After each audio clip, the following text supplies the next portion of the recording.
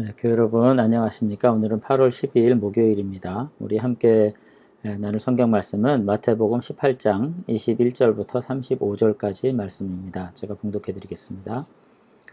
그때 베드로가 나와 이르되 주여 형제가 내게 죄를 범하면 몇 번이나 용서하여 주리이까? 7번까지 하오리이까? 예수께서 이르시되 내게 이르노니 7번뿐 아니라 7번을 70번까지라도 할지니라.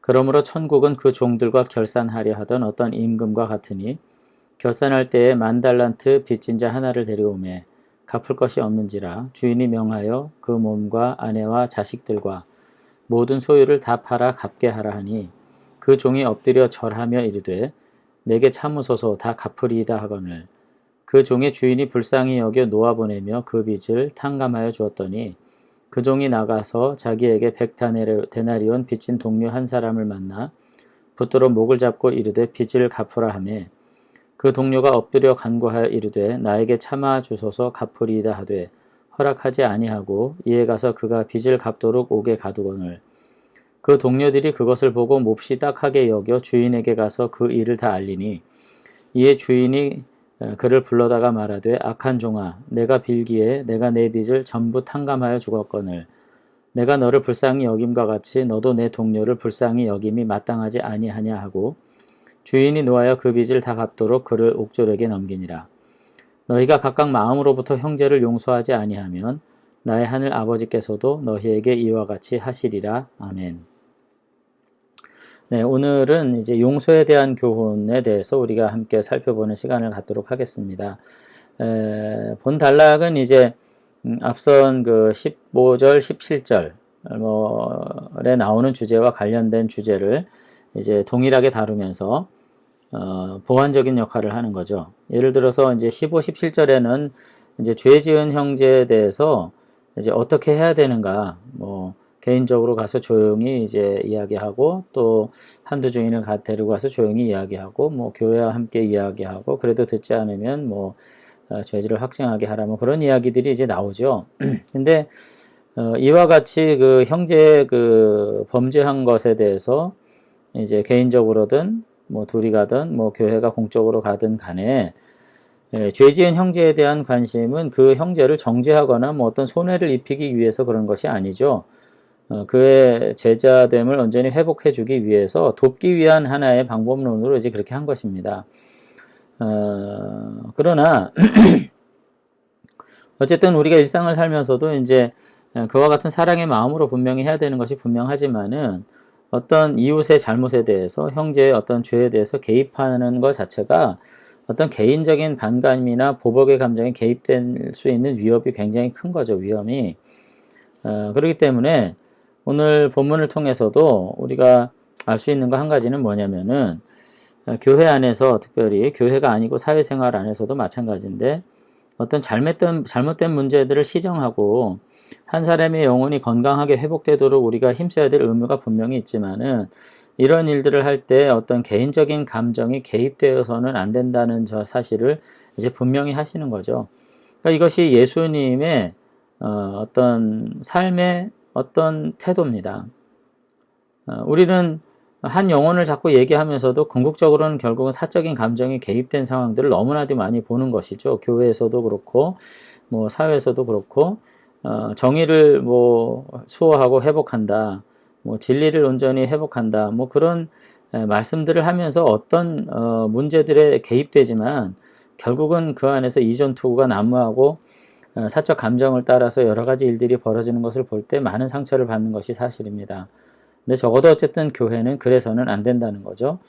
그래서 15, 17절의 주제에서는 어떤 징벌, 어떤 치리의 문제에 있어서도 결국은 개인적인 감정에 이입돼서는 안 된다는 점을 분명히 알려주시기 위해서 혼자 조용히 얘기해라, 두세 증인을 정참하라, 교회가 공적으로 해라, 이런 말씀들을 하시는 것이고요. 이제 오늘 이제 21절 이하에서 나오는 말씀 안에서 우리가 이제 분명하게 알 수 있는 것은 궁극적인 관심은 용서다.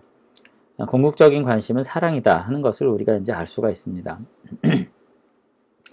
21절, 22절을 보면 이제 예수님과 베드로가 이와 같은 이제 질문과 대답을 하고 있죠. 제가 다시 한번 읽어보겠습니다. 그때 베드로가 나와 이르되 주여 형제가 내게 범죄하면 몇 번이나 용서하여 주리이까? 7번까지 하오리이까? 예수께서 이르시되 내게 이르노니 7번뿐 아니라 7번을 70번까지라도 할지니라. 이렇게 이제 말씀하신 거죠. 이제 베드로의 질문을 우리가 이제 이해할 만합니다. 예수님께 정말 궁금하게 물은 거죠. 뭐 제자에게 죄를 지었을 경우에, 다른 사람들이 제자에게 어떤 죄를 지었을 경우에 그를 용서해 줘야 되는데 몇 번이나 해야 됩니까? 이렇게 물은 겁니다. 근데 당시 랍비들은 3번만 용서하면 된다 그렇게 가르쳤어요. 그런데 반해서 베드로는 7번 용서하면 되겠습니까? 이렇게 얘기했으니까 이제 베드로서는 이제 굉장히 그 관용적인 태도를 가지고 지금 이야기를 한 겁니다. 그리고 더군다나 7번이라는 게 이제 완전수다. 뭐 이제 우리가 그렇게 말할 수도 있는데, 나름 이제 의미 있는 숫자를 이제 예수님께 제시를 한 거죠. 근데 예수님은 뭐라고 말씀하시냐? 이제 헤아릴 수 없는 숫자를 언급을 하신 겁니다. 7번씩 70번이라도 해라. 뭐 77이 49 해가지고 뭐 4,900번이다. 뭐 이렇게 자꾸 이야기할 것이 아니라 무한한 용서를 말씀하신 겁니다. 이건 무슨 의미를 가진 것일까? 이거는 뭐냐면 용서의 한계를 미리 마음으로 정하는 일은 무모한 일이다. 이제 그렇게 말씀하신 걸로 봐야죠. 이 세상은 어떤 보복의 한계를 정하지 않고 끊임없이 피를 흘리는 세상인데 예수님은 거꾸로 용서를 그렇게 하라고 말씀하신 것입니다. 용서와 사랑의 한계를 정하지 않는 다함이 없는 사랑을 실천하라고 그렇게 이제 하셨다는 거죠.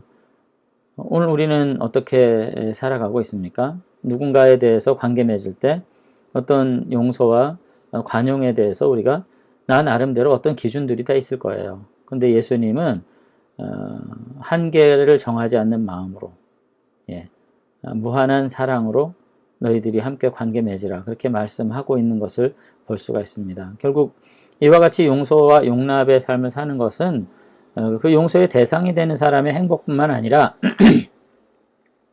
오늘 나 자신에게도 과거에 매이지 않는 삶을 살아갈 수 있는 힘을 부여하는 것이라는 점에서 다시 한번 이 말씀 깊이 우리가 묵상하실 수 있게 되길 바랍니다. 내 마음속에 용서하지 못한 응어리가 남아서 그것이 나를 끊임없이 불쾌하게 하고 고통스럽게 하고 나 자신의 삶을 불행하게 하는 많은 순간들을 우리가 실제로 체험한 바가 있을 것입니다.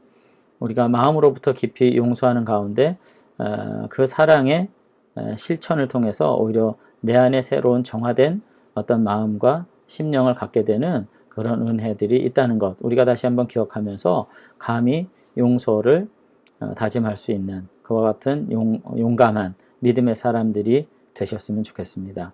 근데 이제 물론 이제 이 다함이 없는 용서에 대해서 이렇게 얘기할 때 반복적으로 나에게 피해를 주는 사람, 악행을 반복하는 사람을 끊임없이 용서해라 그런 것은 아니에요. 이와 같은 자들은 피할 수 있으면 피하고 이와 같은 부당한 관계를 공의롭게 복원하고 회복하는 일은 분명히 필요하지만 그것과 다르게 우리가 우리 내면 안에서 한 사람에 대한 공유한 마음을 잊지 말아야 되겠다 이제 하는 생각들을 우리가 가져야 되는 것입니다.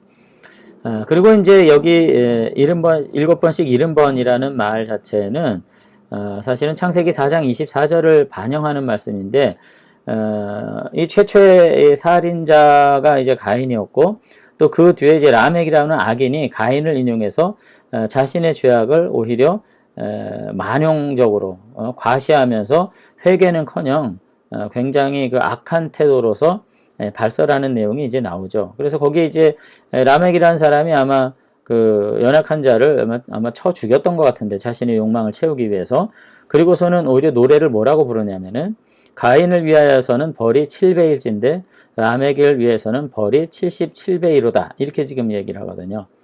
여기 지금 77배라고 번역한 것이 사실은 70번씩 7번 이제 이렇게 표현할 수 있는 말입니다. 그래서 가인은 얼마나 악한 사람이냐면 라멕은 얼마나 악한 사람이었냐면 가인의 범죄와 하나님의 심판에 대해서 도전하면서 자신이 사람을 죽이고도 회개하기보다는 가인에 대한 징벌에 70번씩 7번을 받겠다. 이제 이렇게 이야기함으로써 자신의 패역한 삶을 전혀 반성하지 않는 이와 같은 모습, 결국은 이 시대의 모든 악한 자들의 표상으로서 이제 드러나고 있는데 예수님은 뭐라고 말씀하시냐? 이와 같은 람에게 악함의 정반대 대척점에 있는 용서의 사람이야말로 제자로 보는 것이 옳다. 이렇게 말씀 이제 하셨다는 거죠. 그런 점에서 우리가 다시 한번 용서에 대해서 깊은 묵상들을 가지고 어려움 당한 이웃과 나에게 고통 준 이웃에 대해서 다시 한번 어떻게 내가 믿음으로 대응해야 하는가 하는 부분에 대해서 깊이 생각할 수 있었으면 좋겠습니다. 그리고 이와 같은 용서에 대한 이야기와 더불어서 나오는 것이 이제 한 비유의 말씀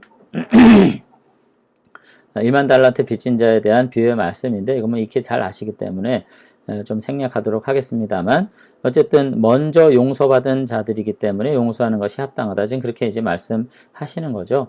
그래서 우리가 마음 중심으로부터 마지막 결론으로 이제 35절을 보겠습니다.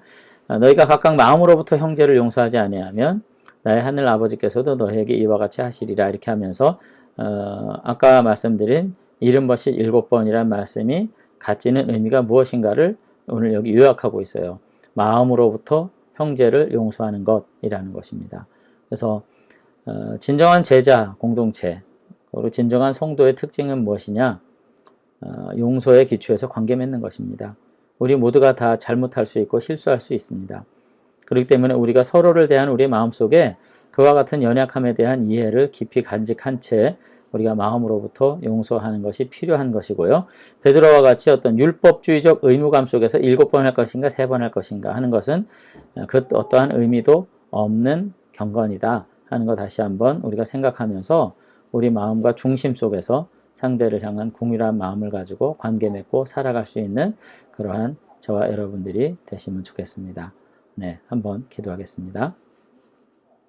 네, 사랑의 하나님 아버지, 오늘 예수님의 용서의 교훈에 대해서 생각하면서 우리 마음속에 용서하지 못한 채 지금까지 살아왔던 많은 관계들을 다시 한번 생각해 보게 됩니다. 오히려 그 용서하지 못한 마음으로 인해서 고통받았던 것은 정작 나였음을 다시 한번 기억하면서 하나님 마음 안에 모든 것들을 다 내려놓은 채 그들의 연약함을 인해서 긍휼한 마음을 가지고 저들을 바라볼 수 있는 새로운 중심의 회복들이 중심의 새로운 치유가 우리 가운데 나타날 수 있도록 하나님 도와주시기를 원합니다. 그래서 지나간 과거의 메인 인생 살지 말게 도와주시고 마음으로부터 용서하는 가운데 다시 한번 새로운 출발을 다짐하고 아버지 하나님 주신 사랑의 마음으로 관용의 마음으로 관계 맺는 가운데 아름다운 새로운 관계들을 회복해 나갈 수 있는 우리 믿음의 자녀들이 다 될 수 있도록 축복해 주시옵소서. 오늘 하루도 주님께서 우리 안에 평안한 마음 주셔서 이 용서를 통해서 새로운 복된 믿음의 자리 나갈 수 있도록 우리를 인도해 주실 줄로 믿사옵고 예수님 이름으로 기도드리옵나이다. 아멘. 네, 오늘 하루도 주님 더불어서 함께 주시는 사랑의 마음으로 승리하시는 저와 여러분들이 되시기를 주의 이름으로 축원합니다. 감사합니다.